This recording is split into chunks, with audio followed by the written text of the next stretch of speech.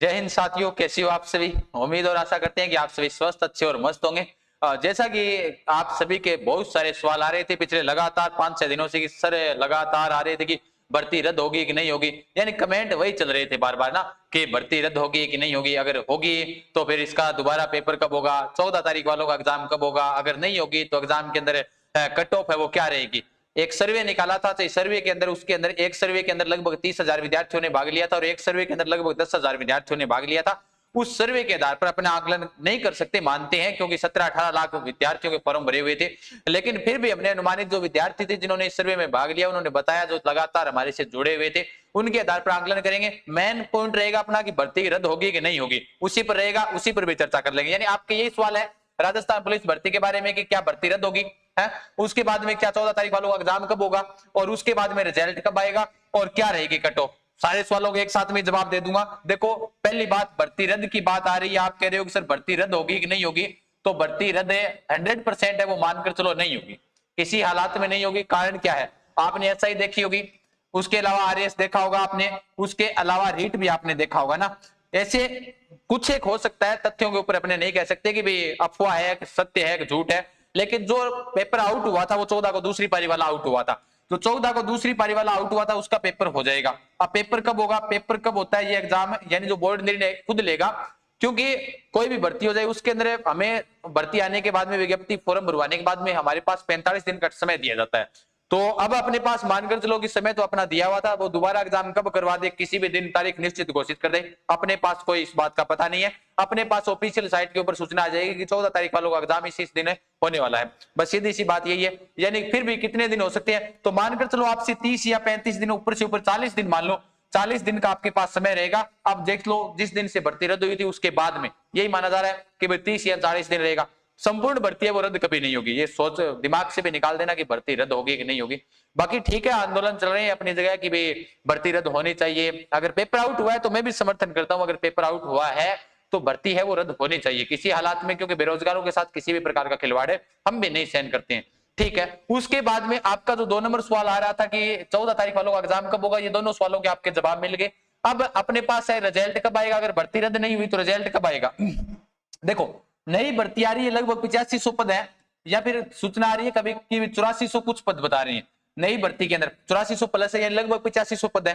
अब मानकर चलो सरकार का समय कम रहा है, अगर ये भी भर्ती साथ में करवाएगी तो रिजल्ट है वो रिजल्ट उस पेपर के क्या 14 तारीख वालों का हो जाएगा, उसके बाद में आएगा क्या, पेंडिंग में रह सकते हैं। 14 तारीख वालों का तो हो सकता है कि जो 14 तारीख को जो पेपर है, पारी वालों का जो पेपर हुआ था, दूसरी पारी वालों को विद्यार्थियों का, उनका पेपर है वो बाद में हो जाए, लेकिन उससे पहले रिजल्ट भी आ सकता है, या फिर उनका पेपर हो जाए और इधर से इनका रिजल्ट निकाल दे, वो कुछ नहीं कह सकते, क्योंकि आप पीछे एसआई का आपके पास उदाहरण रहा है, एसआई देख लो, आरएस देख लो, बहुत सी भर्तियों उदाहरण है, रीट देख लो, है ना।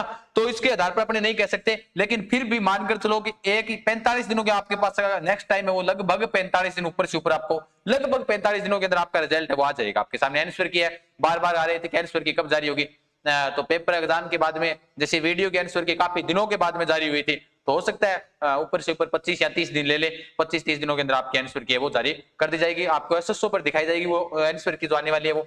उसके अलावा नेक्स्ट सवाल आपका ये था कि भाई जो आप सर मेरिट बता रहे थे, वो मेरिट क्या रहेगी, कट ऑफ क्या रहने वाली है ना। कट ऑफ पर बात कर लेते थोड़ी सी ना, कि कट ऑफ क्या रहने वाली है। कट ऑफ के अंदर लगभग एक सर्वे में लिया था 30,000 विद्यार्थियों ने भाग, उनके प्रमाण में साथ में नहीं लगाए, स्क्रीनशॉट लगाने से क्या फायदा, विश्वास है तो ऐसे ही विश्वास रह जाएगा। एक सर्वे में लिया था 10,000 विद्यार्थियों ने भाग, बाकी अन्य जगह हमने देखा था ऑनलाइन के माध्यम से कि कहां पर कौन सा विद्यार्थी कितने वोट कर रहा है। उसके अलावा देखो, अफवाह है वो तो सारे के सारे, मैं गारंटी के साथ कह सकता हूं 13 को, 14 को और 15 को जिन विद्यार्थियों का एग्जाम हुआ था, वो विद्यार्थी हैं, किसी भी अगर ऐसे कहे कि मेरे 110 प्लस हैं, तो उसको लास्ट दिन मिल लेना, जिस दिन आंसर की आ जाए उसके 110 प्लस आ जाए ना, तो मेरे को आकर बोलना कि सर 110 प्लस है उसके आगे। अब बात जो तारीख बनती 16 वाले, 16 वालों का हो सकता है कि कुछ आसान पेपर था कुछ तक, लेकिन इन तीनों पारियों में कोई आसान नहीं था, कोई सरल नहीं था, कोई हार्ड नहीं था, सभी का लेवल समान था। मानकर चलो, अब आप कहोगे कि सर जनरल की क्या रहेगी, ओबीसी की क्या रहेगी, एससी की क्या रहेगी, एसटी की क्या रहेगी, उसके अलावा इसमें भी मेल क्या रहेगी और फीमेल क्या रहेगी ना, और उसके अलावा ईडब्ल्यूएस की क्या रहेगी, यही सवाल आते हैं। आजकल भर्तियों के अंदर आपने देखा होगा, आपको जो ऐसे कह रहा है कि कोई कह रहा है जनरल की 100 से 105 रहेगी, ऐसे बता रहा है आपको, और फीमेल की 95 से 100 रह जाएगी। भाई आज तक आप रिकॉर्ड देखो, अभी इन फिलहाल जो कंपटीशन के जो एग्जाम हुए, उनका रिकॉर्ड आप उठाकर देखो, उनका रिकॉर्ड उठाकर देखोगे तो आपको एक चीज मिलेगी कि सर क्या मिलेगी कि अगर जनरल की मेरिट है वो मानकर चलो किसी भी और एग्जाम की मान ले कि 77 रही है, तो ओबीसी की जो मेरिट है वो लगभग 76.89 के आसपास ही मिलेगी, यानी इसके बराबर ही मिलेगी। तो इस वहम में मत रहना कि जनरल वालों 5 नंबर फालतू होंगे और ओबीसी वालों के 5 नंबर कम होंगे, नहीं। पिछले वाली भर्ती का उदाहरण देख लो आप, लगभग वही विद्यार्थियों के अगर आपके पास, मैं तो ये मान रहा हूं कि आपका 100 स्कोर है ना, 100 जिसके स्कोर है 13 और 14 15 को, वो एकदम बिल्कुल सेफ जोन में है, यानी कि उसको टेंशन लेने की जरूरत है ही नहीं 100 वाले को। तो ये मैं गारंटी के साथ कह सकता हूँ 100 वालों को टेंशन लेने की जरूरत है ही नहीं, है ना। अब यहाँ पर भी बहुत से हमारे जो ऑफलाइन विद्यार्थी जुड़े हुए थे वो भी बता रहे थे कि सर 100 तक ही है, क्योंकि अटेंड नहीं हो रहे थे, पर सने 110 तक तो मुश्किल से पहुंच रहे थे। टाइम कितना था, 2 घंटे का टाइम था। मैं तो इस बात पहले भी बोला था, मैंने उन वीडियो में मैंने बोला है 2 घंटे का आपके पास टाइम था। अब 2 घंटे के अंदर 15 मिनट तो उन्होंने आपके उसके ले लिए, फिंगरप्रिंट वगैरह वगैरह, साइन वगैरह, उनके बचा क्या था टाइम, ऊपर से पेपर की लैंग्वेज टफ थी। तो उसके हिसाब से मानकर चलो 110 अटेंड कर आया है लगभग, जो सही विद्यार्थी जिसकी तैयारी थी वो 110 115 तक पहुंच पाया था। बाकी करने को तो हमने ऐसे भी देखे हैं कि 1 घंटे में 150 ही कर दिए थे उन्होंने, वो भी बहुत से उदाहरण थे, है ना। आप उन उदाहरणों में शामिल नहीं हो। मानकर चलो जिन भी विद्यार्थी के, मैं किसी की कट ऑफ ऐसे नहीं बताऊंगा कि 80 की क्या रहेगी उसकी क्या रहेगी, बाकी आप अपने हिसाब से, कमेंट आए थे मैंने कमेंट के हिसाब से देखे थे, तो विद्यार्थी बता रहे थे कि उसके इतने नंबर बन रहे हैं, मेरे वहां से इतने नंबर बन रहे हैं, क्या कट ऑफ रहेगी क्या नहीं रहेगी। मैं तो सीधी सी बात मोटी मोटी यही जानता हूँ कि अगर आपके 100 नंबर हैं, 100 क्वेश्चन आपके काट पीट कर बच रही हैं, तो आपका स्कोर है वो आप सेफ जोन में हो। सीधी सी मोटी मोटी बात यही है।